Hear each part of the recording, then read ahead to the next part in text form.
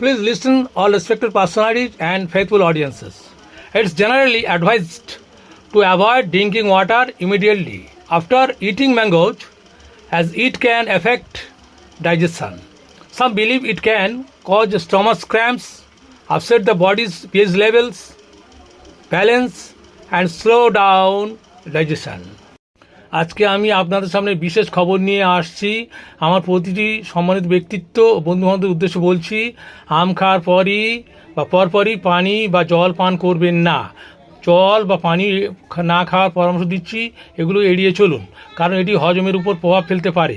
কেউ কেউ বিশ্বাস করেন এটি পেটে ব্যথা সৃষ্টি করতে পারে, শরীরের পিএইচ ভারসাম্য নষ্ট করতে পারে, আবার হজম প্রক্রিয়াও ধীর করে দিতে পারে। সুতরাং সাবধান সাবধান।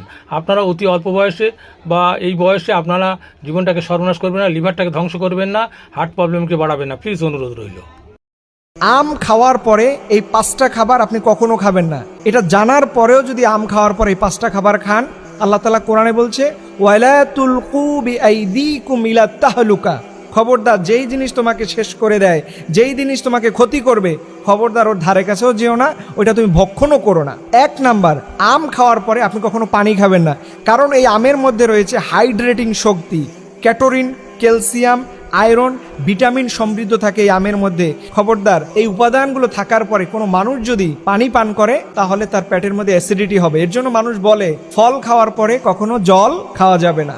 যারা আম খাবেন খবরদার মনে রাখবেন, বিশেষ করে আপনার বাচ্চাদের এবং বৃদ্ধ বাবা মায়েদের, কারণ ওনারা না বুঝে দেখবেন আম খাওয়ার পরে তৃষ্ণা লাগতে পারে।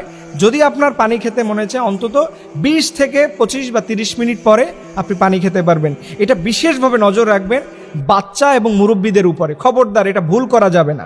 2 নাম্বার, আমের সাথে দুধ বা দই জাতীয় খাবার খাওয়া যাবে না। এই খাবারটা খায়নি এরকম মানুষ খুব কমই আছে যারা আমের সাথে দুধ দিয়ে এই আমের সিজনে তারা খায় না। এর জন্য আমি বলবো আমের সাথে দই বা দুধ মিক্স করে এটা খেতে যাবেন। এটা যদি খান আপনার শরীরে প্রচুর পরিমাণে অ্যালার্জি হবে, এবং অ্যালার্জি হয়তো আপনার শুনতে স্বাভাবিক মনে হয়, এই অ্যালার্জির কারণে স্কিনে ক্যান্সার পর্যন্ত হতে পারে, ভয়াবহ রোগ হতে পারে।